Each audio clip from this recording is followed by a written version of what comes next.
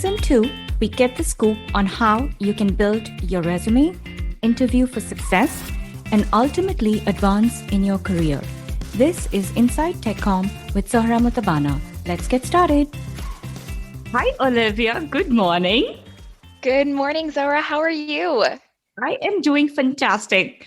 You're all set for this interview. It's good to see you in full form. Yes, look, it is early, but I'm excited. It's a Saturday morning and we get to talk about hiring. And honestly, it sounds weird to think I'm excited about that on a Saturday morning, but you know you're a recruiter when you're excited to talk about hiring any day of the week. I'm really looking forward to kind of understanding from you the behind the scenes, the mysterious hiring process. And with that, Olivia, tell us a little bit about yourself. Yes, absolutely. So I have been working in talent acquisition for, going on almost 7 years now. So I really love recruiting. I am someone who has kind of fallen into the HR world and have been recruiting for the past couple of years across multiple industries. So Zohra, you and I obviously know each other because I helped bring you on board at Blackbaud, which is where I am currently, but really just graduated from James Madison University back in 2013 and was not really sure what I wanted to do, but knew that I loved to help people. And if you've ever worked with a recruiter, you know our job is to help folks find jobs and find career paths that really suit them. And so I've been doing this since 2016 and just love it so much that it has become really, I'm moving into a little bit more of talent management now, looking into program management to talk about once we've recruited talent, how do we keep folks on board? But yeah, just awesome. Love all things recruiting. That's awesome. And I can sense your passion come through. Also, a full disclosure, listeners. Yes, Olivia is the one who brought me to this great company called Blackbaud, where I'm at. And I will be ever grateful for that very first call that I got from Olivia. I've been through many, many interviews through many, many recruiters, but it's very rare where you can sort of form this relationship, this friendship with a recruiter. And I'm grateful for it. Congratulations on the new things that you are looking into, first of all. Thank you. It's exciting. I mean, hiring is incredibly important, but for me, it's exciting to talk about folks like yourself who come on board. We want to be able to now go back and have these kinds of conversations and be able to share. I think, I know we'll get into this, but the job market has changed and how you get a job has changed. And so recruiters my role has changed. I've had to adapt. So these new things that I'm taking on are part of the new hiring process. I read this on LinkedIn. Somebody had said, finding a job is like dating these days. It's true.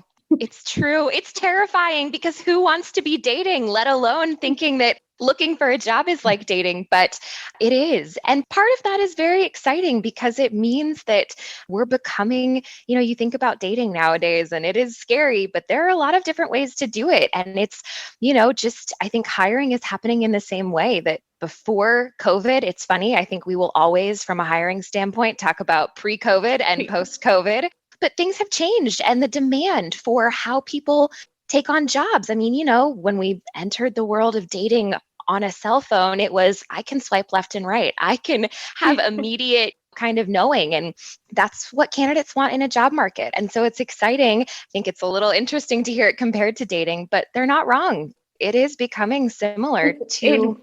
I believe that there is this human element in the hiring process, but there is that ATS, applicant tracking system. I want to start with that. Absolutely. So can you speak a little bit about what I am hoping first and foremost to kind of throw out there? So when you hear ATS or applicant tracking system, first and foremost, what I think people should know is just because a company is using an applicant tracking system, not all of them are created equal. So applicant tracking systems are truly exactly that. It is a way to track your candidates through the hiring process. Some absolutely use AI technology and have those resume keyword searches, but not all do. And so I can tell you, I've been working in recruiting, like I mentioned, since 2016. And the first company I worked for was in a completely different industry than I'm in now, but we had an applicant tracking system, but that applicant tracking system had really no capabilities when it came to keyword searches. And so the human aspect behind recruiting was absolutely there because the applicant tracking system was really more of a way for the recruiting team simply to keep organized and Okay. to really be able to funnel applications in, be able to look through them. I will tell you, I have been recruiting for quite some time and I go through every single resume. Zora, when I found your resume, we had posted the tech writer role. Tech writers are one of the roles that we tend to get sometimes hundreds of applications within 24 hours. And even at Blackbaud, I can tell you, we have an applicant tracking system. We use something called Workday, but not all companies have the money to spend on the fancy AI technology that just does the, hey, I'm going to run keywords. And if I match keywords, those are my top candidates. Company like Blackbaud, we are a very successful SaaS company. And I will tell you, my recruiting colleagues are looking through every single resume by hand. They spend the time doing that. And so it still is very human, I think pre-COVID and even post-COVID. Wow. Thank you for sharing that because I thought all ATS systems were made equal. So what you have sort of told us is that no, they are not made equal. And then the human element to the hiring process. So I'm trying to kind of, from a candidate perspective, from my perspective, who wants to be hired, I don't have empathy for a recruiter. But what you have shared is that you may get hundreds of applications. And now I can understand how I can get into your shoes and sort of that ATS can be my friend. Because if you have to go through, I don't know how many thousands of applications, if you're getting them, that's not easy. So then you definitely want to have an ATS. And then you definitely, as a candidate, I want to make sure that I have some of those keywords. But, we are trying to move beyond the ATS and talk about the human element here. Yes. So I want to ask you, now when you're trying to fill a position and you're getting these hundreds of applications, if you're not relying on the AI, then if you have to go through those hundreds of applications, how do you decide if the candidate is a good fit or not? I will tell you, a lot of it, Zora, is what comes on our side as recruiters. So if you're working with a recruiter who we like to call ourselves at Blackbaud, instead of recruiters, we call each other talent advisors because that's really our job with the managers. And when we're going through these resumes and we don't have the help of an AI tool, which I will tell you would love, I think most recruiters would absolutely, if we could raise Right. our hands to have some kind of help there. But what we do is really we take the chance to work with the manager and really understand what is it that a candidate needs to have so that when we're looking at these resumes, not only can we pick out keywords, but what has happened, because I think a lot of folks out there, they focus on keywords, is we have folks who apply that just drop keywords in their resume simply to get picked up by an AI. And then the problem is if the recruiter doesn't understand how those keywords come into play for the role, for That's right. example, I was recruiting for a SQL DBA earlier in 2021, and we needed PowerShell experience. But actually having to understand how PowerShell was going to come into play for the role was much more important than just seeing someone drop the word PowerShell on their resume. Makes So sense. because I was looking through each and every one, I had to not only look for PowerShell, but then realize that the candidate knew how to utilize that tool in a way that we were looking for the role. So it becomes not only being able to spot those key words and phrases and potentially softwares that people are using or tools, it's really being able to understand that they know how to use them correctly and in a way that's going to really be transferable into the role with the company that they're applying for. I think you hit the nail on the head for me because I get asks from so many recruiters who don't understand anything that I do. And when they reach out to me, I'm like, where in my resume did you see that? And then I'm like, oh, maybe just the keyword. So that makes sense. When you're that probably is where they're just totally relying on the ADS and not understanding what the manager is looking for. Now, I do want to share this on my team. At Blackbaud, we've had new writers join us. I'm not talking about myself per se, but other writers who've come from such interesting backgrounds. And I mean, they really are a talent that you're bringing on board with amazing backgrounds and experiences. And that can only happen, in my opinion, when a recruiter is able to bring that human element into the hiring process. I agree. I think I've been fortunate enough to work for a company where we do have a little bit more of the AI technology to pull in keywords. And what I can tell you is the candidates that we pull from the keyword searches are not always the best fits because, again, you can drop a key. there are tools out there like JobScan where you can put your resume in and put a job application and kind of run essentially a scan to find out, do you have the keywords? And those tools are very helpful in some ways, but in others, they might necessarily not be helping you and setting you back, because if you're just using keywords, but you can't actually really explain how you're using those tools within your resume or within a cover letter, which I know cover letter sounds like nobody asks for those anymore, but sometimes they still are asked for, and they're a chance to explain if a job is looking for a specific tool to really dive into that. But I will say, I think the ATS, it is an incredibly helpful tool from a talent acquisition standpoint, from workflow and the organizational aspect.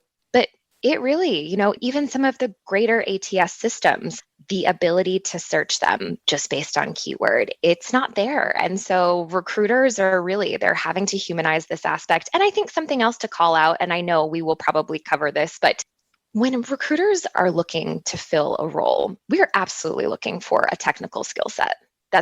We need somebody who can do the job. However, companies, and we can talk about this, but this is kind of how the shift for me has happened, but we're looking now for people who can work remotely and can fit into a company culture. And so it's not just about a technical skill anymore. It's really, we want to make sure that you are a fit across the board with our work style, with our workforce strategy, and how we are doing things. So I think that ATS, it's funny how it always becomes kind of the thing we want to appease, and we want to please the ATS. We want to have the right keywords. But I will tell you, I think most large companies still very much have a human aspect behind their recruiting and then what happens behind the scenes.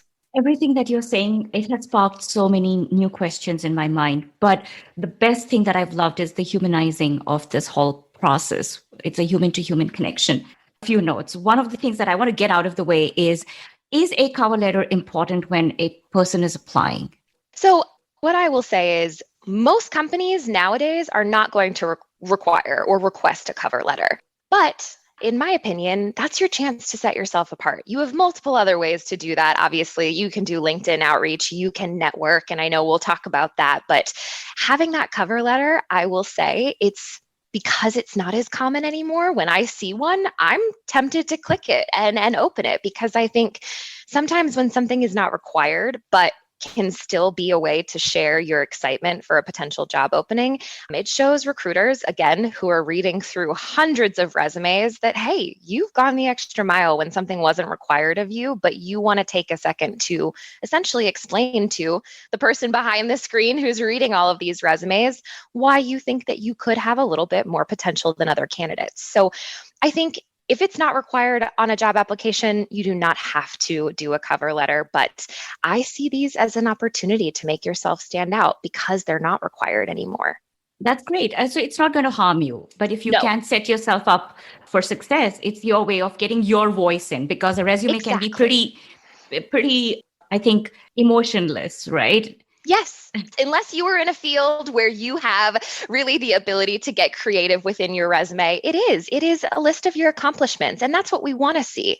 However, sometimes those LinkedIn messages, not as easy to find the right recruiter. I mean, some companies we at Blackbaud have a less than 20 team of recruiters, but some organizations have 40 to 50 plus recruiters. And so finding the recruiter to connect with on LinkedIn can be sometimes a shot in the dark. But if you're submitting a cover letter with your application, when that recruiter is reviewing your resume, 90% of the time in the ATS, your cover letter is right there with it. And so it's really a little bit more of an opportunity. A LinkedIn note, you might not ever get it into the right hands, but a cover letter through an applicant tracking system, it's usually going to get into the right hands. Oh, great. That's a great tip. I'm sure everybody can benefit from this advice. Yes. It's just, I think looking for folks on LinkedIn to connect with is still absolutely important. But when I've looked for jobs in the past, I've connected with a recruiter thinking, oh, okay, maybe this is the individual who posted the job that I applied for, and have never gotten a response. I understand, because I get outreach sometimes for folks applying to roles that I don't recruit on. And so it's hard. I do my best to forward those messages along, but it sometimes gets lost in transition. Whereas if, Zoe, when you applied, if I'm looking at your resume and you had submitted something, it would pop up right there. It gives me a chance to read everything all in one go. Got it. Great advice there. Again, we are kind of, I'm jumping a little here and there, but I want to get these questions out of the way. Once the candidate has been hired, does writing a thank you note to the interviewers, what is your take on that? So I, as someone who is behind the scenes organizing that whole process, I will always appreciate a thank you note.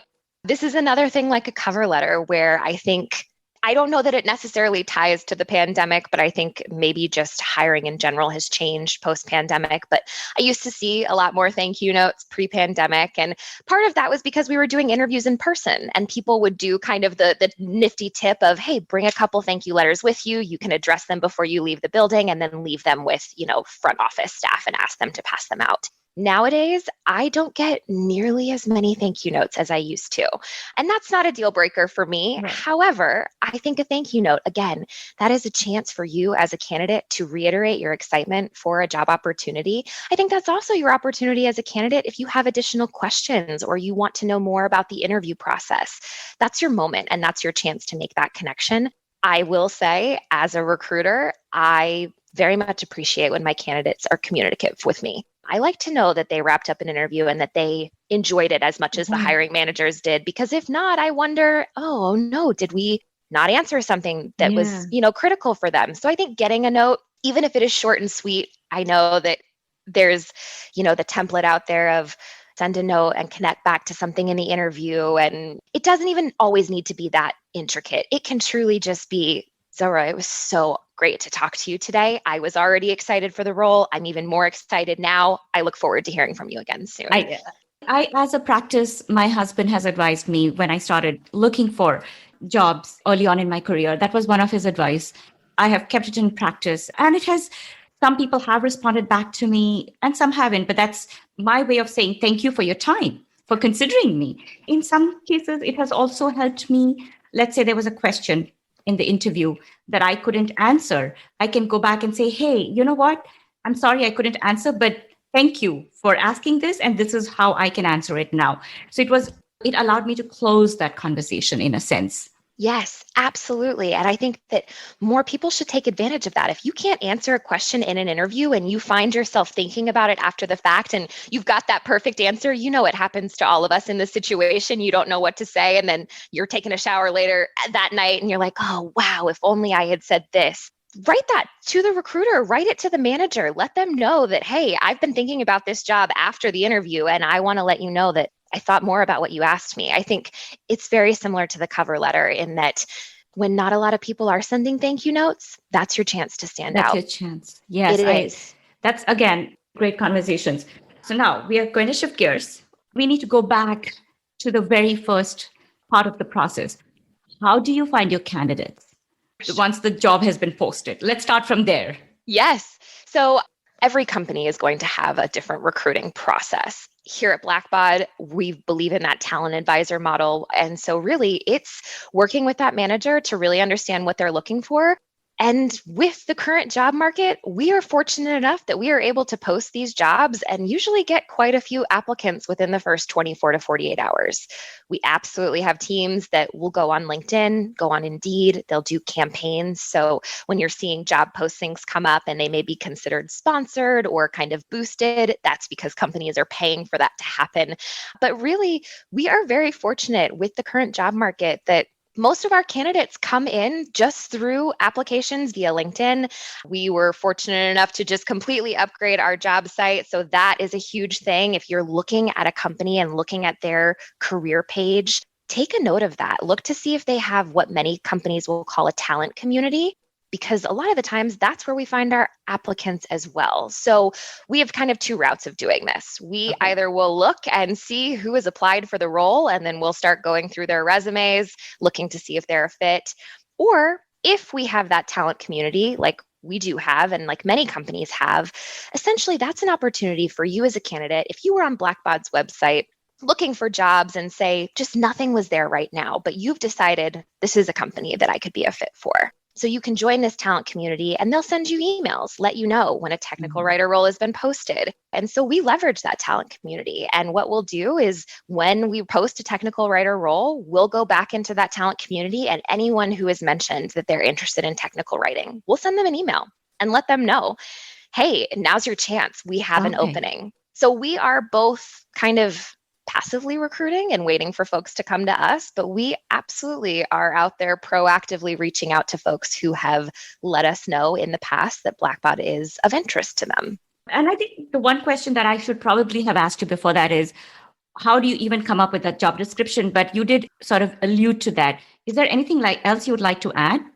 Recruiters are absolutely involved in the creation of a job description. Our hiring managers, we work closely with them, and this is where that advisor title comes in to really be able to understand. And I think you mentioned it perfectly. And as a recruiter, I hate to hear this, but I know it's out there. Not all recruiters understand the roles that they're recruiting for. And part of that is because volume and bandwidth. And a lot of the times recruiters are covering many roles. And so it's just, hey, we've got to get good candidates in. But certain organizations, and I'm fortunate enough to be a part of that kind of an organization, we really take the time to sit down with the hiring manager, walk through the job description, and not only understand what that job description is, but understand how does this person potentially interact with cross-functional partners? How are they going to need to be able to be successful on their own in the first 30 days, the first 90 days, the first 6 months? So we really try to understand a lot more than just what's going to be appealing to the manager to make a hiring decision. We want to truly set someone up for a career path at our organization. It's going to be a combination of your talent advisor and your hiring manager creating that job description, kind of narrowing down years of experience and what level that role should be. And then from there, we usually will go ahead and make sure everything's ready to go. And then we'll get those things posted. And again, some companies are going to do boosted postings on LinkedIn, Indeed. Some will only have their career sites. It really is going to depend on the organization that you're looking at. Thank you.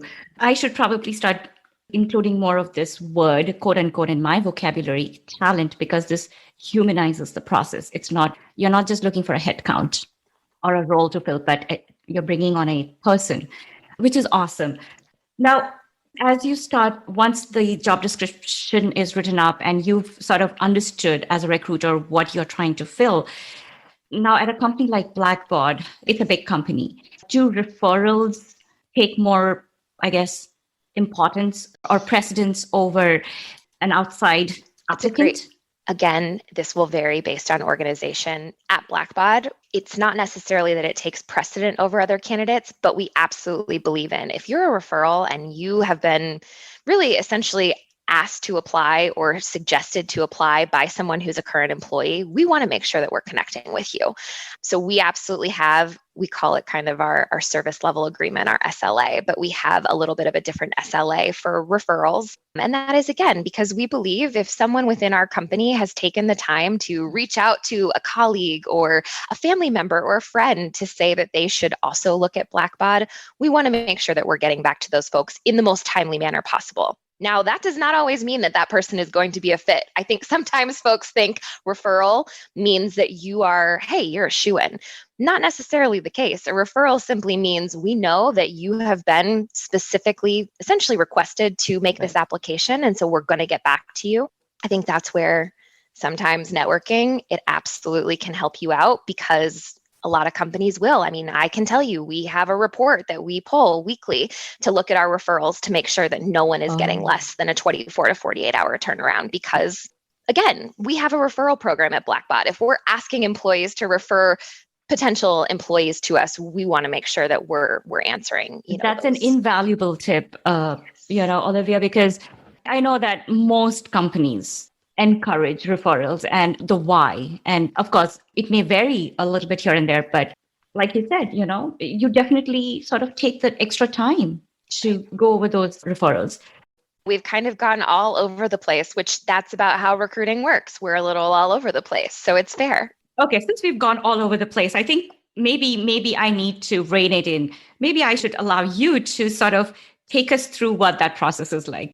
Yeah, I can walk us through. So I think it's crazy because there's so much that goes on behind the scenes before a candidate may even be in contact with a talent advisor or a recruiter. And so it's good. It's good that we're covering this because I think as a candidate, you're not getting to see any of the, we like to call it chaos because it is, that's going on to kind of get that job ready. And so once we have officially posted that position, obviously, again, in the job market we're currently in, job applications are coming in quickly. I mean, we will post a job and it's great, but it's also Right. it's a little intimidating. We have hundreds of applicants within 24 to 48 hours. And so once that has really kind of kicked off that process, that's where your recruiter, as a human individual, is going to spend sometimes multiple hours of their day combing through resumes. Now, I will tell you, because I think it's important to call out, just because we're not utilizing AI to look at keywords, it doesn't mean that we aren't looking at key factors. So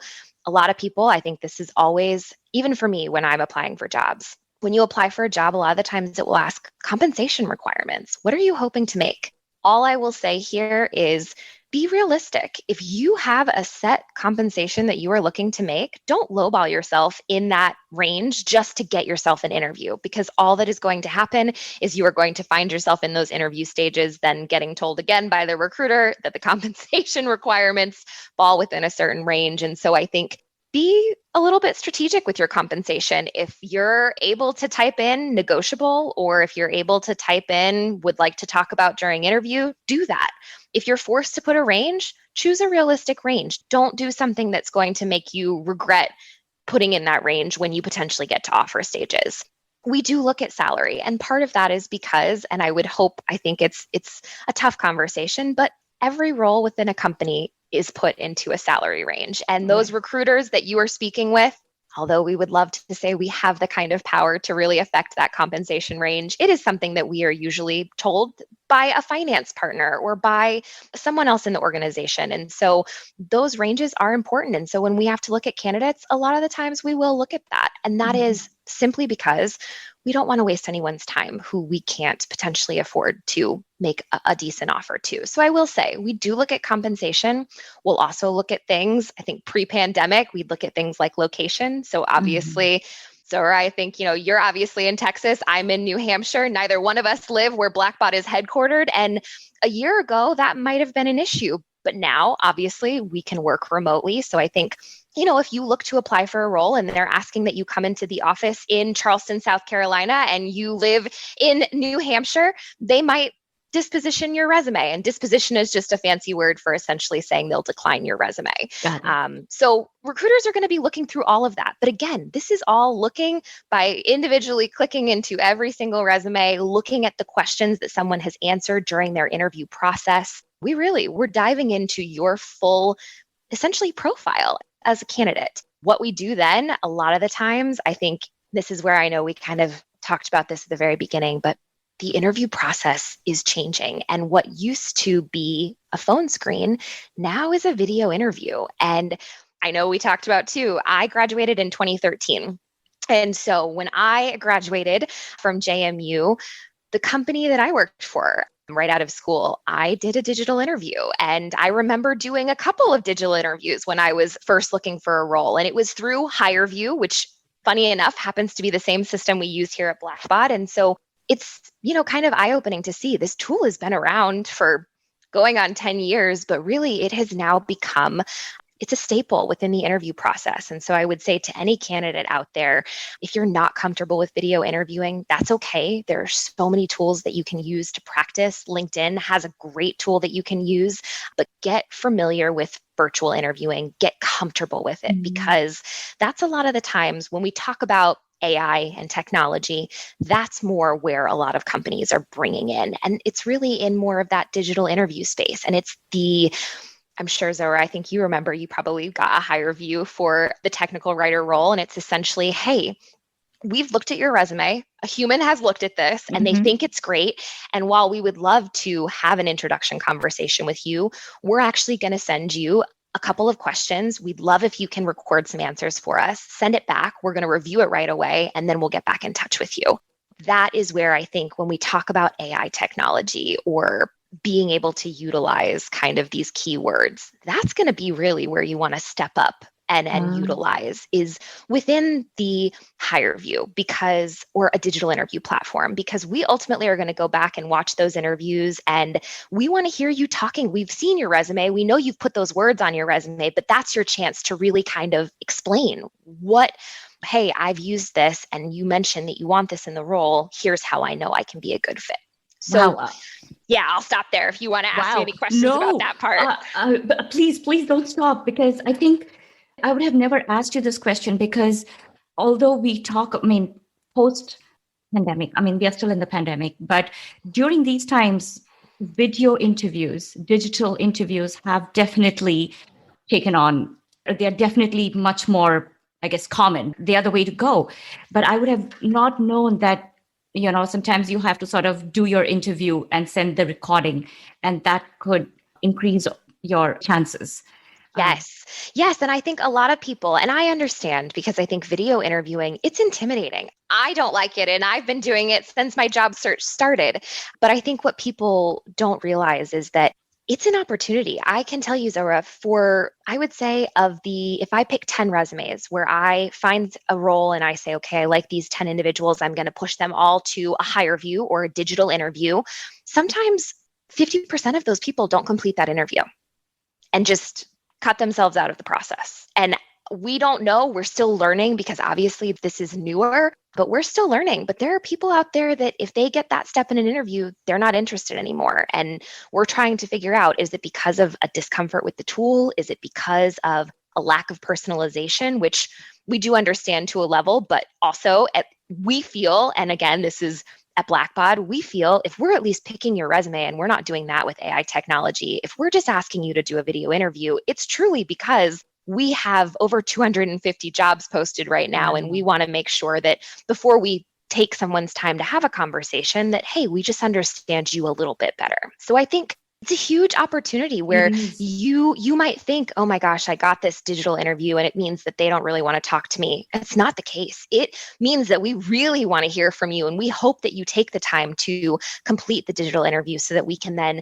really just dive a little bit deeper into who you are. And then from there, I will tell you, I think what's amazing is the digital interview has almost seemed to take the place of what used to be a phone screen with your recruiter and a phone screen with your hiring manager, because the face-to-face interaction, I mean, you and I think we've experienced this. It gives you an ability to connect as if you were coming into the office. And those kinds of interviews, I hate to say it because I love those kinds of interviews, but I don't see them happening in the future. I think we, as a talent advisor group at Blackbaud, we spoke last week about, do we ever think interviews are going to be back on site? And are we going to have that experience? And it doesn't sound like it. It sounds like we are going to continue with the digital interview. And obviously, HireVue is a tool we use at the beginning. And then we use things like Microsoft Teams and WebEx and Zoom. Right. But it really does sound like this is going to be the interview process moving forward for companies. And so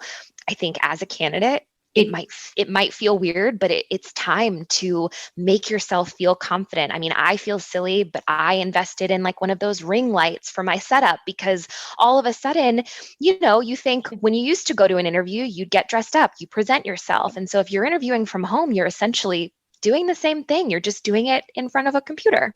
We understand that digital interviews are still new for a lot of people. And so there's so much grace in this process that I think, don't be intimidated by it. I have so much respect for folks who say, I've never used this tool before and it's intimidating, but rather than just pull myself out of the interview process, I'm going to try it. And we have people that they are doing these interviews and they forget to answer the question because they think they're recording and they're not. And there are technology issues all over the place. But you know what? Those are the people that we reach out to and say, thank you so much for even just trying to do this. We know that it's a different interview process than we had a year ago. But as the world changes, we have to adapt with it. And we have to make sure that we can hire still in a very efficient way and making sure that we get the best candidates. And so long story short, if you're not comfortable with video interviewing, practice, because it's going to be what we're using, I think, for the foreseeable future. And it can be a really great tool if you just get comfortable with it. Everything that you said, Olivia, I think when you called me, we had a phone screening. I don't believe you used the HireVue tool. So I didn't have to do that. Oh, good. But yes, we did have the video interview. I think, again, the humanizing of the whole hiring process, that comes through in this conversation to me. And I think that is the future going forward.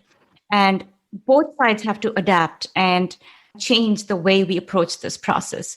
So it's good. It's good we are talking about it. Nothing is written in stone. Will probably change again in 6 months. And I mean, Right. as new technology, I think we can all say Zoom and Microsoft Teams and WebEx, I mean, those tools have come a significant way in the last year as we've all had to Yes. really heavily rely on them. And so I think we do our best to make sure that these video interviews are still giving employees and potential employees as much insight into the company as possible. And I know we talked about a couple of questions that we were maybe going to cover today. And I think this is where we mentioned the interview process and what that looks like and asking. I think as a candidate, it is always okay for a candidate to ask what the interview process looks like, but now more than ever, absolutely ask, what is it? What does the interview process entail? If this role is a 100% remote role, I'm assuming I'm going to be meeting with people virtually. And what does that look like? What tools do you utilize? Those are questions that absolutely can come up. And I think if those tools and that process doesn't match what you're looking for, I think that's an okay place to say, either, hey, can I raise my hand and say I'm not super comfortable with this technology? We have people do that all the time. I have folks that say, I would prefer not to do a video interview. Can I do a phone screen first? And we will do our best to accommodate because we know it's new. It's new for all of us. So I think that's the other piece that I really would want to leave you with today, Zora. And I feel like you know this because you and I and the relationship we've built, but recruiters and talent advisors and the folks that do what I do, we really, really want to be nothing more than advocates for candidates and potential new employees. We do this job because we love it and because we really do find satisfaction at the end of the day of getting someone into a role that not only is a good fit for them from a technical proficiency standpoint, but something that gives them opportunity to grow and to further their career and their personal development as well. And so I think, when you're talking with a recruiter about a role, if you're passionate about that role, and you're passionate about the company, the recruiter is going to match that energy because they're excited too. And so if you've got questions about the interview process or the interview process is intimidating, voice that to your recruiter. Your recruiter is there to be an advocate for you. And I know, Zora, we've had this conversation outside of the podcast, but you can learn a lot in your interview process as a candidate about the company that you could potentially be working for. And if the interview process isn't aligning and you're having red flags in that interview process in the same way that a hiring manager would say, oh, I don't know that this is working. You can say that as a candidate. Now it is a candidate market. There are jobs and I'm sure people have heard, about the Great Resignation and this just ability to say, work has changed and the way that we do our work has changed. And whether it's wanting to work remotely, whether it is wanting to go into the office and having the ability to do that, you as a candidate get to make that decision and kind of hold recruiters accountable to make sure that the process and what you're getting is what you're looking for, because recruiters want to get you. It's a fight for talent right now. Absolutely. When we had the first phone call, when I received that first phone call from you, we ended up having a conversation. And I think I asked you questions about the company because I had heard about Blackboard before. And the employees that are currently there represent the company. And I was fortunate to know or have met somebody. And that conversation was great. So yes, you and I have had this conversation, just like you are trying to screen a candidate, or the talent is trying to screen the company as well. Absolutely. Right. And then again, like you said, you can be an advocate and you are my foot in the door. So asking as many questions as I can is my opportunity to learn and not be passively just going with the flow, especially in today's market. Yes, exactly. Well, and I think it's funny.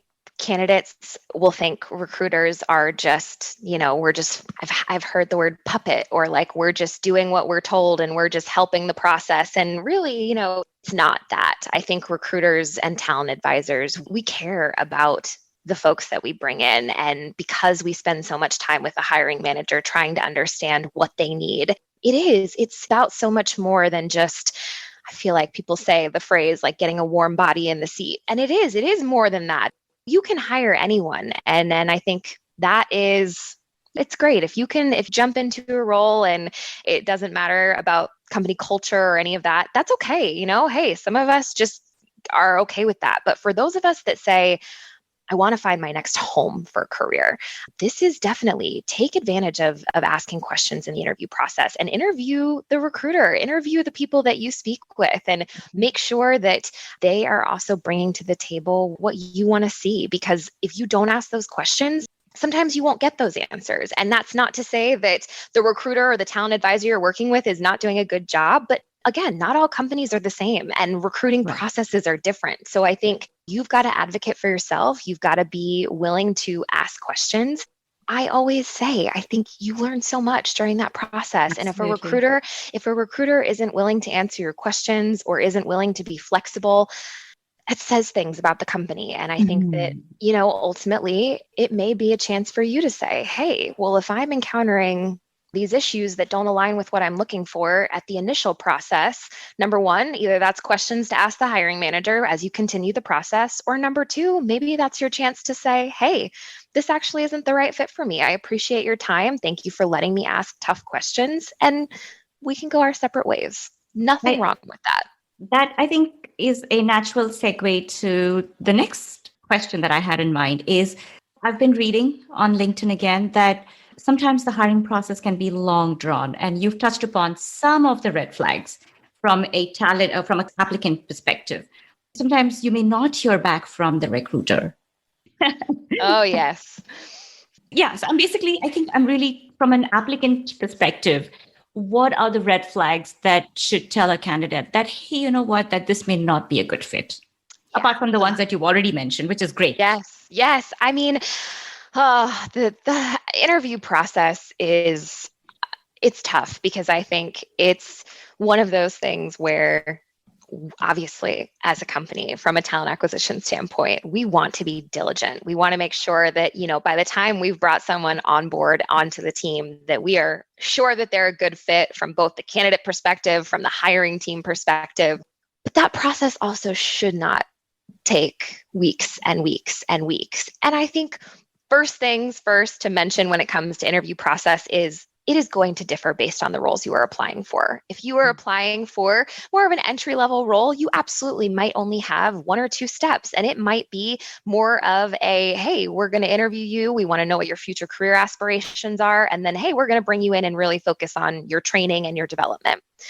You're going to have other roles that are senior level, manager level, director level, where it's going to be a little bit more of an intricate process because there's a little bit more that we have to dig into. And we want to make sure that, this is not just, hey, this might be your first role and we're going to train you up, but hey, we want you to come in and potentially train us and teach us things. And so I think first and foremost, be realistic about the kind of job you apply for and understanding what that process should look like.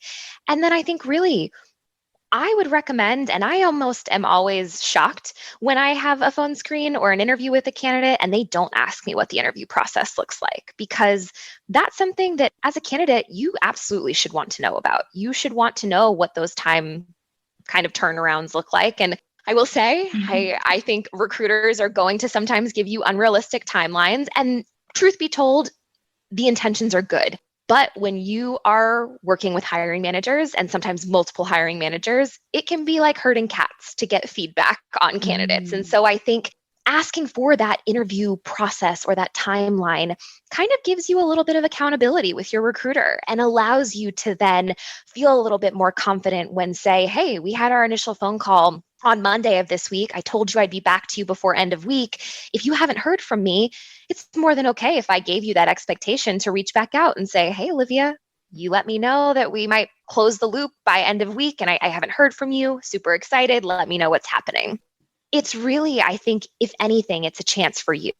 Now, I think when it comes to red flags, if a recruiter cannot tell you what an interview process looks like or is just kind of saying, oh, it's up in the air or we'll see, I personally would look at that as a red flag because I think it worries me if the hiring manager and the team haven't strategically thought through who they, want this person to talk to. It kind of worries me about, well, do they have the role really situated? If they're not able to kind of talk through what the process is going to be, what does that mean for when I get in the role? But I think also sometimes recruiters, they're going to have a general idea. And most of the time, again, we're advocates for candidates. We're going to tell you, hey, the process looks like this so far. There's still some stuff up in the air. You might have to talk to more than one individual. But even when I'm unsure of an interview process, I always try to give the candidate at least some insight, because I like to think about how I feel in that process. And it's that hurry up and wait game. It's the, okay, I'm going to be polite and patient, but I also want to be persistent in a way, because I don't want to be forgotten as a candidate. So I think if a recruiter can't share anything about an interview process, probably a little bit of a, hey, I'm curious what's happening here. But I also think if for an entry-level role, or a role where, it's kind of more junior level, if you're going through like a multi-week interview process, or you're not getting feedback within, I would say, 24 to 48 hours after interviews, probably a red flag. I think it's always another good question to ask. What does the timing of wanting to bring someone on in this role look like? Because that will also tell you, because sometimes an interview process is expedited simply because we say we need to have someone sooner rather than later. Other times, interview processes may be more lengthy because, hey, we have someone retiring. And so they're retiring in January of 2022, and we're just looking for a fit to come in now, but really they could start anywhere from October. So it's going to be... It can vary, but that's why I think as a candidate, it is absolutely your opportunity to ask, what does the timeline look like? And kind of then really not pull your own red flags from that, but I think you can, as a candidate, start thinking about, okay, if they say they need somebody to start in a couple of weeks, but I'm going to be interviewing for a couple of weeks, how is that going to work? I also think, and this is my personal opinion, companies, if you're at a current company and you're looking to leave to go to another company, that new company should be allowing you to give notice at your current company. I am never a fan of when people say, well, can you start next week? And we're just giving you an offer right now. I think it should be a company's expectations of you as a new employee is what they're going to expect of you as a tenured employee. And so if they're not expecting you to give 2 weeks, it's because they probably have folks that don't give 2 weeks and just up and leave. And so I think that's a good thing to think about. If they're expecting you to do that, that makes sense. It's something that makes absolute. I mean, oh my gosh, so many nuggets in there in terms of, first of all, what role you're applying for, right? That would dictate, or that would determine what the hiring process will be like. But then as an applicant, you are empowered to ask those questions, no matter which role you're applying for. So if you don't ask those questions, you're not going to get the answers. And then you might just end up creating these red flags. But if you ask those questions and you're not getting the answer, that definitely is a red flag. Now, I remember during my hiring process, you had given me a timeline. So I knew that it is not going to be a specific time turnaround, that there is going to be a set number of days or weeks before we are going to communicate with each other. So you sort of set that expectation, and then we could communicate from that point on, or I set that expectation with you, because it's not just the recruiter who's setting that expectation, but also the applicant should set that expectation. Let's say the applicant is not going to be available for a week and the recruiter is going to reach out. So if the process is moving forward, the applicant also needs to keep in mind, hey, I need to set that expectation that I might not have a 24 to 48 hour turnaround. Right. How can we fit that into this whole hiring process? So you got to basically keep that transparent communication, open communication going at all times. Yes. Be open with your recruiter. And again, I mean, I think I will keep going back to, we are advocates for the candidates. Right. And so realizing, if you're going to be away or you're unable to get back to us, I think all of that is good to know. And it also, there is nothing wrong with, as a candidate, if a recruiter has given you a timeline because you've asked for it and you have not heard from that recruiter. As a recruiter, it doesn't make me frustrated if someone reaches out and says, hi, Olivia, you told me the expectation was this and I haven't heard from you. If anything, that makes me say, oh my gosh, you're right. I haven't gotten back to you and I do owe you feedback. Let me track down the hiring manager or whatever I need to do. So I think when we talk about this is a human role, recruiters are human. Right. And I will tell you at any given time, my colleagues that I work with right now, they have 80 to 90 positions that they cover. And so imagine you're going through 80 to 90 positions that you are responsible for hand reviewing resumes. You're responsible for kind of working through this interview process, holding a timeline with individuals, getting back to them with feedback. And so I think that's the other thing when we talk about that recruiters are human. that's another reason to ask for that timeline, because we are human and we have so much going on that it is easy for us if a manager doesn't get back to us. And I will say sometimes that happens because managers also are very busy. It's not that we intentionally forget about candidates. It is that there are so many candidates that we're processing that sometimes we need that note from you. And that note does nothing other than say, oh, wow, that's awesome. She remembered that I told her this. She must have made a note of that. That's attention to detail. I Got it. appreciate that. And so, it's funny, Zara, I looked back at our communication just to kind of relive, what it was like. And it is, I think you had reached out to me because I owed you an answer and David was out of the office and you had followed up with a great note that was just, yes, but it was, it was one of those notes where it wasn't pushy. It was simply, hi, I'm very excited to hear back. I know we had mentioned connecting, and I think at the end of the day, when you ask about that interview process, it gives you power to not only know about that process and set expectations for the recruiter, but it gives you the power to drive that interview process forward. If you've talked to the recruiter and you know that, hey, after my initial phone screen, I have a conversation with the manager, and you've done your initial phone screen, send a note to the recruiter saying, I can't wait to talk to this hiring manager. I've been looking him or her up on LinkedIn, and, I see that they do this. Use it to drive your interview process forward. Yeah, it's the more that you as a candidate can ask during your interview process, the better. That is, first of all, I'm touched that you would even go back to the communication that we had. Just thank you. It felt personal. It felt like a personal connection. That's what is coming through. You build bridges. You are an advocate. You're proving all of that in this conversation. And I personally felt that from the day I spoke with you on that phone screen. But it is true that you definitely, this conversation is proof of that's what a recruiter can be for you. But like you said, you're trying to show your side of the picture because, like I said, that is not visible to me. And this communication is to build those bridges. Yes. Yes. And I think don't be intimidated by recruiters. I think that, obviously you and I have built this great relationship. And you joined the team months ago and we still keep in touch. We do our meetups once a month. And that's why I love doing what I do. And that would be, if you asked anyone on my team, I guarantee you they would tell you the same thing. It's because we are not only trying to bring people on board and find people with good technical skill sets, but we're trying to build relationships. We want people to join this team feeling like they are already a part of the family. And that's what a recruiter's job is. It is to essentially sell you on the company and make sure that by the time you maybe virtually step through the door on your first day, but we want to make sure that you are feeling just as excited as we are that you are there. It's asking these questions and using your recruiter and building a relationship with your recruiter. Those are all things that I would recommend. I have built relationships with candidates that have become employees. I've built relationships with candidates who might not have worked out and then have kept in touch with them and have reached out in the future when there's new opportunities. And guess what? Those people now work at Blackbaud because we built a connection during their interview process. And that would be my recommendation. I know, Zora, I don't know that we got to this question, but there was something about people will talk about an 80-20 rule of, hey, I'm so glad you want me to cover that really quick? That was my next question. Next question. Please do. Yes. Okay. And I think this goes perfectly into that. So this kind of rule or this thought process is 80-20. And that is that we would spend 20% of our time looking on LinkedIn, looking on Indeed, looking for jobs and really specifically kind of scouting jobs, maybe applying for jobs, tailoring your resume to match a job. But that we would spend the other 80% connecting and building a cohort and building a network. And what I can tell you is it might seem silly. It might seem 20%. That's nothing to be looking for those jobs.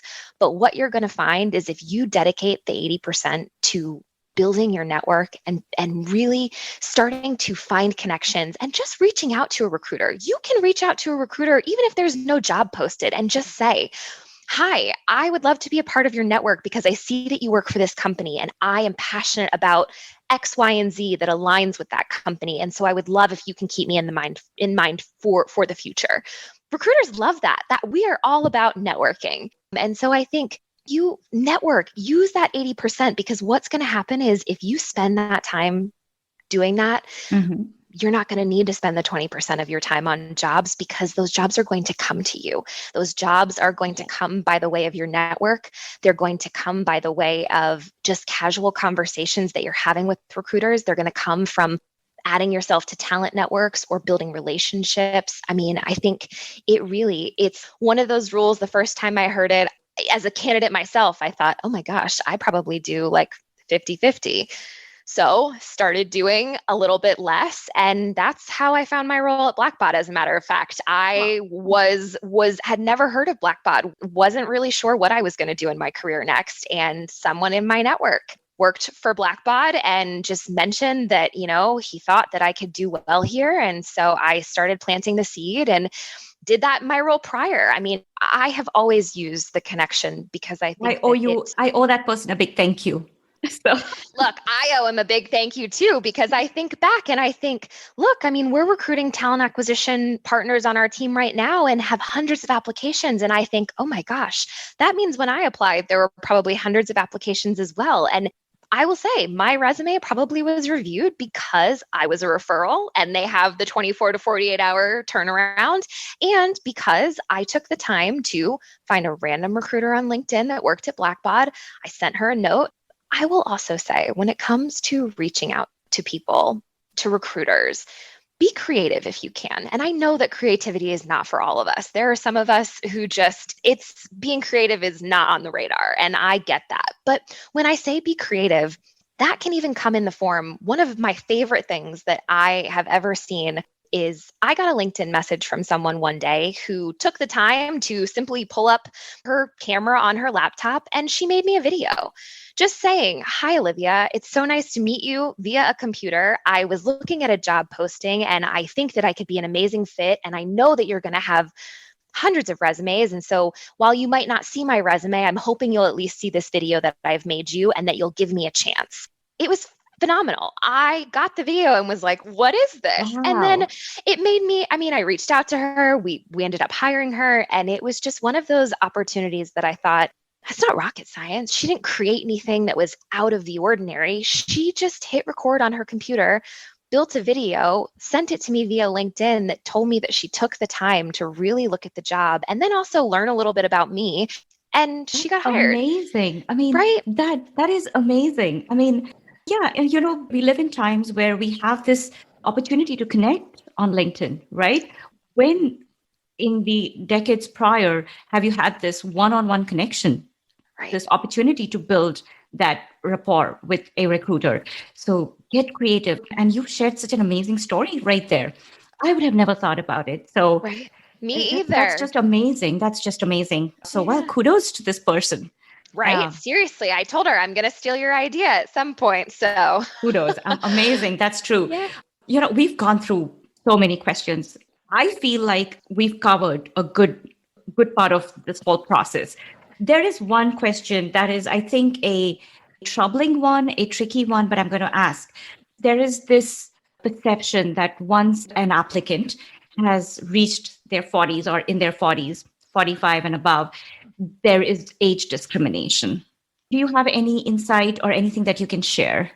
Yeah. So I think, first of all, I hate to hear that because I think obviously age should not come into play when you are looking for a role, when you're going through the process. And so I hate that. However, after doing my own research, I found that you're absolutely right. I mean, not only I think are we hearing that from candidates who fall within that age range, but that when we're doing studies, we are finding more and more individuals who say, even as they approach that age, that they're worried about the potential discrimination or the bias that can come. And so I think the first thing that I will say is this is another piece where I think look for red flags within a company that you're interviewing with. I think if you are looking for a new role and you are putting things into play, like you want company culture to be important and you want the job itself to have growth potential.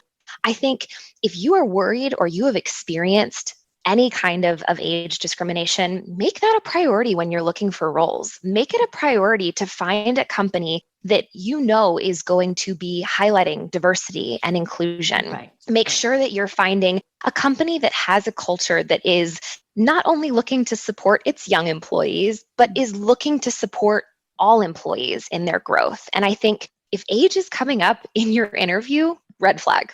First of all, shouldn't even be asked. I think something that I will say too, know your local hiring rules and regulations. Different states have different laws put into play, especially with the pandemic. I think it has pushed some states to really advocate for their workers, which is great. But know what questions can and can't be asked in an interview. I can tell you right now, anything around your age, around how long you're planning to work, around retirement, none of it should be being asked in an interview. And so if those questions are coming up, I think that's your red flag to know, hey, maybe this isn't the right company for me. But I think also you absolutely don't have to answer those questions. Don't let them make you uncomfortable. Just deflect away from them. But I think if you are concerned about that, what I can tell you is most employers they're not going to be asking questions that are going to bring your age into play. And so I would like to say that I don't think that age discrimination is out there for most companies. Again, I only work for Blackbaud right now, so I think it's hard to, make that assumption. But I think some things that people can do if they want that can just make them feel more comfortable, or if they're worried, I think when you're doing your resume, you don't need to put graduation dates. I know people think that dates them by, you scroll all the way to the end of my resume and you can see what year I graduated. Pull the graduation date. It doesn't, if you're applying for a role that's requesting that you have 8 to 10 years of experience, and you've got that experience, but you're worried that your graduation date might affect that, pull the graduation date. Highlight what you got your degree in, highlight the school you went to, and then focus on your experience. Make sure that is the key piece. I think in the same way, during interviews, pay attention for key phrases. If you're hearing companies that continuously are saying, we want high energy, we want like this, like ask them, is that meaning something? I think companies try to use words to get around what they're looking for, but I think really it should absolutely not be coming into play. And if you're experiencing it, I think it should raise a red flag for that company. Absolutely. Because companies know better than to ask. It's like asking other questions that we know are off limits. But again, I do think it is, as a candidate, especially now with remote work and being able to apply for roles, maybe not just where you're located, learn what hiring regulations are in play, learn about Colorado as a state just came out with a new regulation earlier in 2021 where it is now required for a job posting, if it is in the state of Colorado, that they have to post salary ranges with job postings. That was never a thing. And so employers, if you are applying for a job in Colorado and that salary is not listed, raise your hand. Know your hiring regulations. Be an advocate for yourself in the hiring process. Who would have thought of that? I mean, I never knew it. So this is all great stuff, Olivia, because of course, like the landscape is changing. And the more aware that a candidate is, the more they will be able to learn about. They'll be equipped to ask those questions. So come informed to the hiring process, basically. Yes. Come informed and don't be afraid to, if questions come up that make you uncomfortable, whether about age. I know also questions about compensation. The question of compensation cannot be asked in the way of, what are you currently making? The question, we cannot ask that. It is illegal for us to ask that. So if recruiters are coming to you and saying, well, what are you currently making so I can know? You need to know that, first of all, you can say, well, I'm not comfortable answering that question. However, I'm happy to provide what my requirements are for a salary for me to consider making a move. But you don't know that unless you're informed. And so I would say, absolutely know what you need to know, because not only will that help you, but it'll also make those red flags stand out a little bit more so that you as a candidate can say, hey, if someone's asking about my age in an interview, chances are, unfortunately, they're asking because that probably is part of a practice, and it shouldn't be. Right. It shouldn't be. Fantastic insight, Olivia. We've definitely gone way above our time, but I appreciate it because everything that you're sharing is so important, so significant, and relevant to the times that we live in. Is there anything, Olivia, that you would like to add?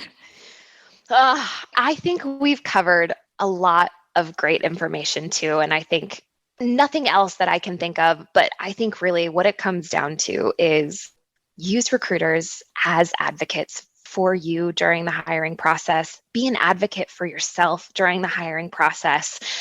Candidates, I think you forget how much power you have at times. Yes, we absolutely have multiple candidates applying, but at the end of the day, we want to make sure that a role is the right fit for an individual. And so it comes down to mutual satisfaction on both sides. And so I think being able to stand up for yourself and build relationships with your recruiters. I mean, I think case in point is us, Sarah. I mean, it's not difficult. We're not scary people. We love to talk. We love to build relationships. We love to help other people. It's typically the recruiter. Like, I swear we're all carbon copies of each other. You end up in recruiting if you are a certain kind of person. And so take advantage of our, of what we love to do, and take advantage of the ability to have someone, because I think, not all recruiters are created equal, but the ones that are out there that are willing to really fight for you, they're going to be in your corner long after you start your role. They're going to be in your corner potentially for the rest of your career to help you to continue network, because that's what we love to do. That's an amazing way to end this, is that you are in our corner and you are our advocates. I'm so happy that you came on my show and shared all these amazing perspectives, insights, everything that I would have never known. So thank you so much, Olivia. Thank you so much for taking the time. It was a pleasure.